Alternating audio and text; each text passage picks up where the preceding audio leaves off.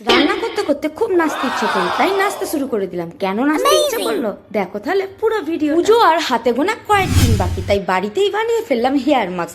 Hair মাস্কটা আমি কিভাবে বানিয়েছি এবার কিভাবে অ্যাপ্লাই করেছি চলুন দেখে নেওয়া যায়। হেয়ার মাস্কটির জন্য প্রয়োজন আমার অ্যালোভেরা। আমার ছাদে এত অ্যালোভেরা গাছ, আমি কনফিউজ হয়ে গেছিলাম কোন অ্যালোভেরা গাছটি আমি নেব। যেহেতু এই প্যাকটি আমি মিক্সিতে বানাবো, তাই মিক্সি বোল নিয়ে অ্যালোভেরা ডালটি টুকরো টুকরো করে কেটে নেব। তারপরে নেব মেথি। মেথিটা আমি আগের দিন রাত্রে একটি পাত্রে ভিজিয়ে রেখেছিলাম। মেথি চুলের জন্য খুবই উপকারী। যাদের চুল প্রচন্ড পরিমাণে ঝরে পড়ছে তারা কিন্তু অবশ্যই মেথি ট্রাই করবে সপ্তাহে একদিন করে। মেথি এবং অ্যালোভেরা পেস্ট করার সময় কোনো রকম জল অ্যাড করবেন না, কারণ অ্যালোভেরাতে এমনিই জল থাকে। আর যেহেতু আমি মেথিটা আগের দিন রাত্রে ভিজিয়ে রেখেছিলাম, সেই জলটাও আমি ওর মধ্যে অ্যাড করেছি। যে কোনো হেয়ার মাস্ক ব্যবহার করার আগে সর্বপ্রথম চুলের জোটটা ছাড়িয়ে নেবেন, আর সব সময় বড় দাঁতের চিরুনিই ব্যবহার করবেন। যেহেতু আমি চুলে হাইলাইটার কালার ইউজ করেছিলাম, তাই যেই যেই জায়গায় কালার করেছিলাম সেই জায়গাগুলি খুব ড্রাই হয়ে গেছে। অ্যালোভেরা যেহেতু আমাদের ময়শ্চারাইজিং করতে খুব সাহায্য করে, তাই আমি এখানে অ্যাড করেছি অ্যালোভেরা।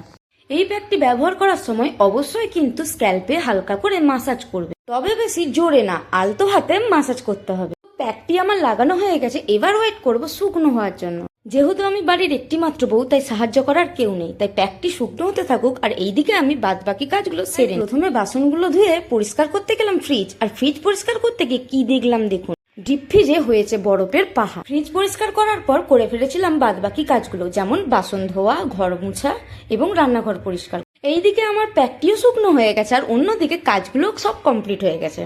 তারপরে চোখে পড়লো আমার ছাদ বাগানে টবের যে আম গাছটি ছিল তাতে একটি আম ধরেছিল, সেই আমটিও বৃষ্টির জন্য পড়ে গেছে। আমার এইদিকে পুরো প্যাকটি শুকনো হয়ে গেছে, আমি ওয়াশ করে এসে দেখাচ্ছি আপনাদের দিকে। আর আমি এখানে ব্যবহার করেছিলাম জিকে মেথি। জিকের প্রত্যেকটা প্রোডাক্ট আমাদের খুব পছন্দ, তাই প্রত্যেকটি প্রোডাক্টই আমরা ব্যবহার করি। আর এরই মধ্যে আমার ছেলে নিয়ে এলো একটি বড় কর্নফ্লেক্সের প্যাকেট। যেহেতু আমার ছেলে 9 বছর বয়সে অনেকটি ফ্যাট হয়ে গেছে, তাই কর্নফ্লেক্সটা আমি খুব কম দেওয়ার চেষ্টা করি। আর এইদিকে আমার হাজবেন্ড নিয়ে এলো অনেক বড় হটপট। হটপটটা কত বড় দেখুন, হটপটটা মিনিমাম 2 থেকে 3 কিলো ভাত আরামসে ধরে যাবে।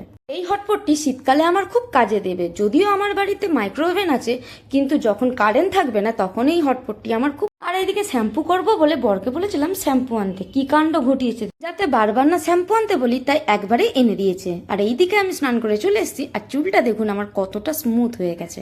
শ্যাম্পু করার পর অবশ্যই কিন্তু পছন্দ মতো কন্ডিশনার ইউজ করবেন। আর স্নান করে এসে দেখি ঘড়িতে 3টে বেজে গেছে, তাই দেরি না করে সবাইকে খেতে দিয়ে বসে পড়লাম নিজেও খেতে। আজ দুপুরে করেছিলাম ডিমের ঝোল। যেহেতু আমার শ্বশুর মশাই ডিমের ঝোল পছন্দ করে না, তাই তার জন্য করেছিলাম ডিমের অমলেট, আর তার সাথে করেছিলাম সয়াবিন কষা। আমি যখন ভিডিওটা এডিট করছিলাম তখন সয়াবিনের এই কালারটা দেখে আমার তো জিভে জল চলে এসছে। আপনাদের কি মনে হয়? আর তার সাথে করেছিলাম আমার সব থেকে প্রিয় জিনিস। এইটা কি বলুন তো, বলতে পারবেন কেউ? এটি হলো ছাতু। আজ হাজবেন্ড বাজার থেকে নিয়ে এসেছিল ছাতু। আমাদের এখানে ছাতু 1000 টাকা কিলো, আবার যেগুলো একটি নষ্ট হয়ে এসেছে সেই ছাতুগুলো 800 টাকা কিলো বিক্রি হচ্ছে। তো তোমাদের কার কার ভালো লাগে ছাতু খেতে অবশ্যই জানাবে।